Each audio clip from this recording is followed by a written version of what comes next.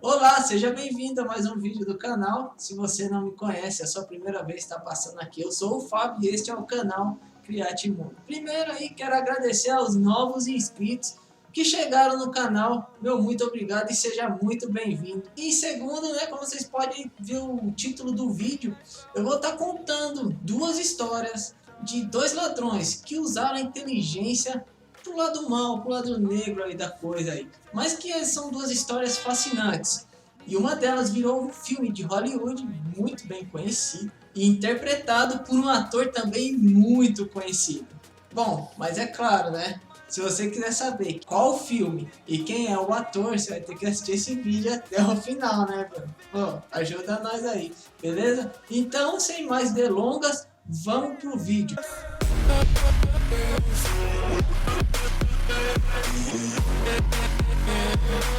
E o primeiro dessa lista é o mistério de um ladrão que roubou 200 mil dólares, sequestrou um avião e saltou de paraquedas e nunca foi achado. A imprensa o chama de D.B. Cooper. Ele sequestrou um avião em 24 de novembro de 1971 e pulou dela a 3 mil metros de altitude. O FBI anunciou que, após 45 anos de investigação, encerrou um dos casos mais impressionantes da sua história sem resolver. Para vocês terem uma noção, uma ideia de como aconteceu tudo isso, eu vou contar para vocês agora. Um homem de meia idade, vestido impecavelmente, foi ao aeroporto de Portland, nos Estados Unidos, e comprou uma passagem na véspera do Dia de Ação de Graças de 1971, se apresentando como Dan Cooper. Assim começou um dos maiores mistérios não solucionados da história criminal americana.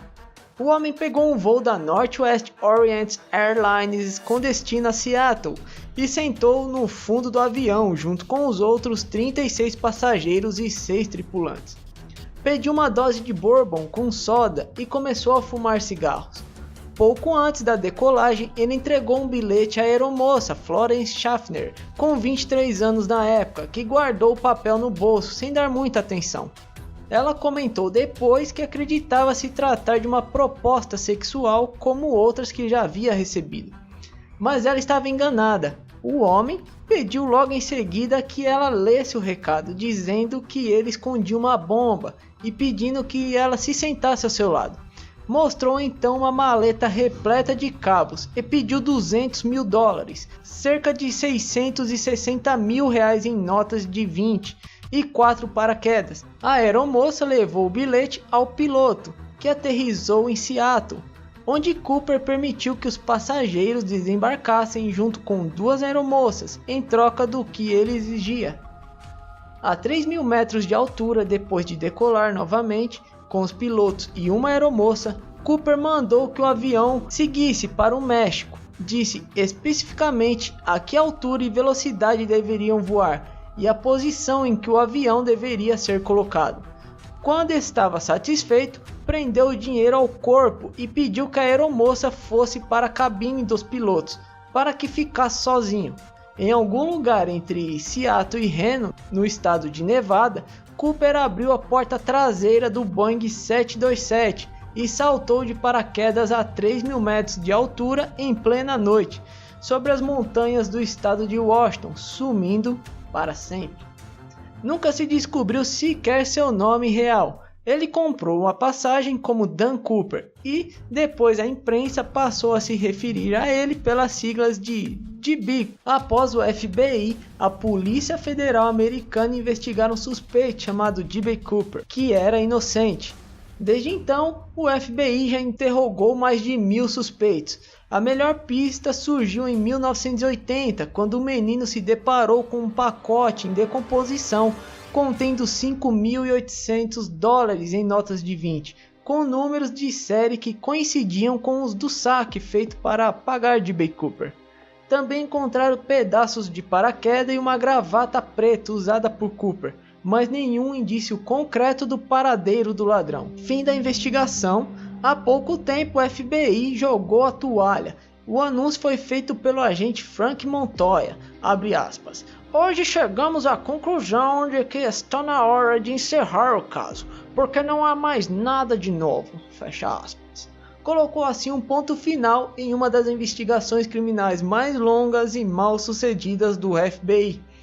E continuou, abre aspas. Sister Girl, uma indício nova, principalmente sobre o paraquedas ou o dinheiro, podemos reabrir o caso e levar o culpado à justiça.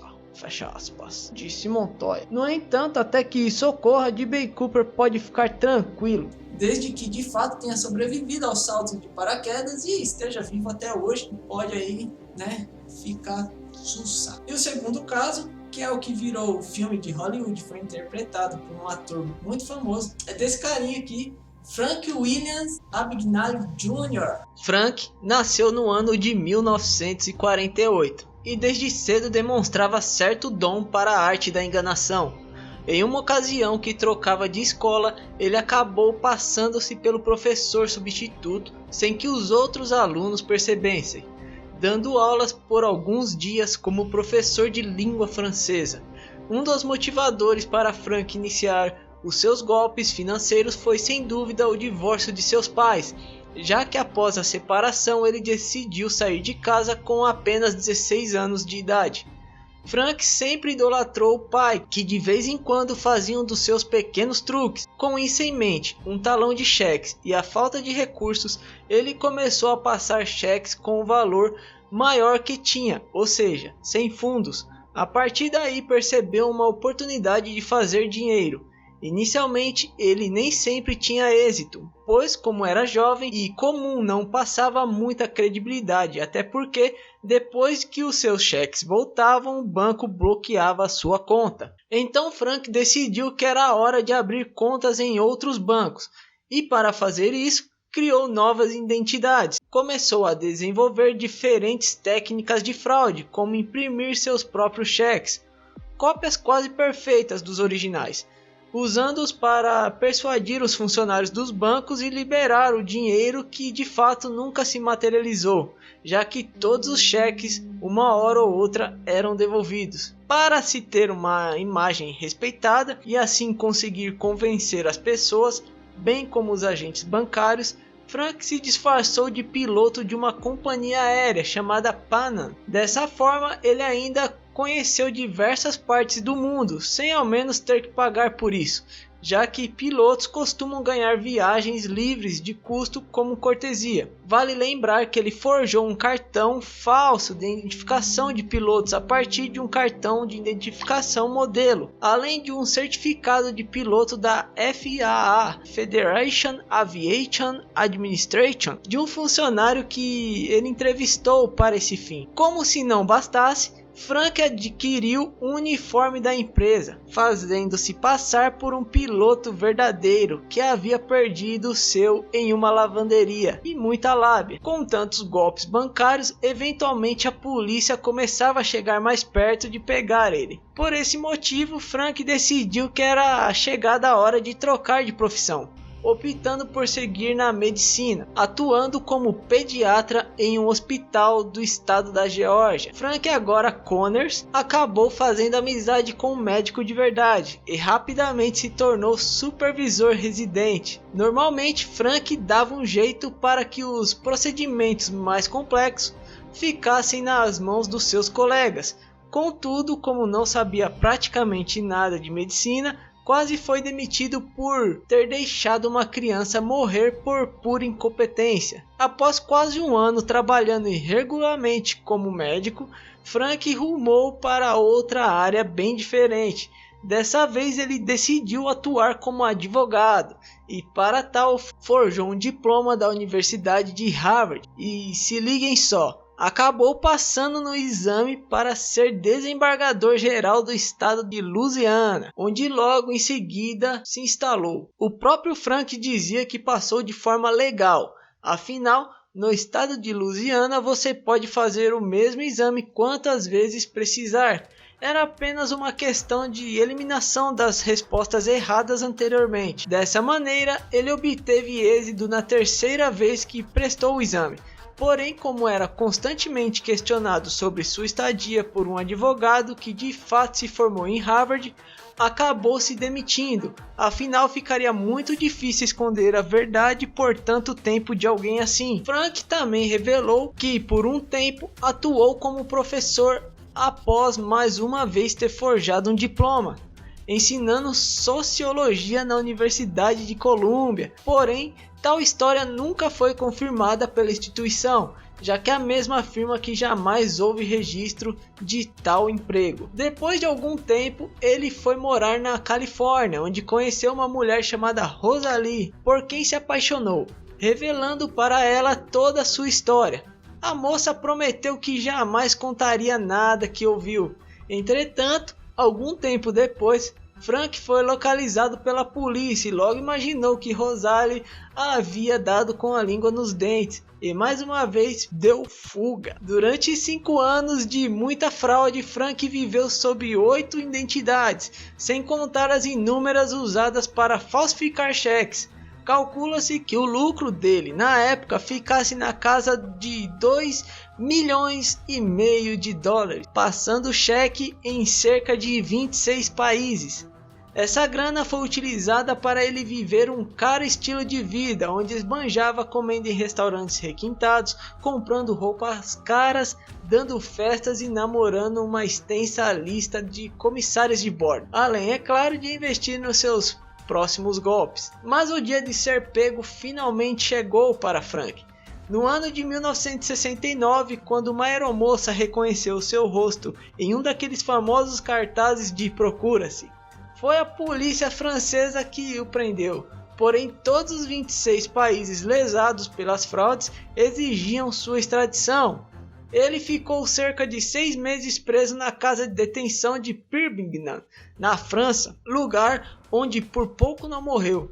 Após isso, foi mandado para a Suécia, até que um juiz revogou seu passaporte americano e o deportou para os Estados Unidos, para prevenir futuras extradições. Frank, por fim, foi sentenciado a cumprir 12 anos de prisão em uma penitenciária federal por uma série de crimes como fraude e falsificação ideológica. No ano de 1974, Frank foi convocado pelo governo dos Estados Unidos para ajudar o FBI a solucionar casos envolvendo fraudes bancárias. Assim, ele ganharia novamente sua liberdade. Depois de livre, ele trabalhou nos mais diversos segmentos, até ter a brilhante ideia de fazer uma proposta a um banco, na qual ele se oferecia para palestrar e revelar diversos truques que os trapaceiros usavam para enganar as instituições. Como era de se esperar, ele não só conseguiu convencer a todos, como transformou o seu dom para ganhar a vida como consultor e fundar a Abagnale Associates, onde até hoje adverte o mundo dos negócios sobre fraudes e ministra palestras pelo mundo todo, conquistando respeito, fama e, é claro, uma grande fortuna. A história de Frank é tão fascinante que ganhou adaptação para os cinemas. O filme Prenda-me se for capaz foi inspirado em alguns feitos da sua vida e conta com um grande elenco como Leonardo DiCaprio, Tom Hanks, Christopher Walken. E vale a pena dar uma conferida nesse filme, beleza? Imagina você, cara, ter um filme interpretado por Leonardo DiCaprio. O negócio é, né? Mas lembrando que o crime não compensa, certo? Essas foram 2 histórias isoladas, mas não é bem assim que acontece as coisas, tá? E o vídeo, claro, né, vai ficando por aqui. Se você gostou, não esqueça de deixar seu like, se inscrever no canal aí, beleza? E faz um comentário aí se você gosta de histórias assim, qual história você queria que trouxesse, se você conhece alguma, tá? Lembrando que foi 2, né, casos citados aqui, mas tem mais. Se quiser eu trago outras histórias de outras coisas, com os outros assuntos, tá? Não precisa ser desses assuntos, beleza? Então, até o próximo vídeo e fiquem bem.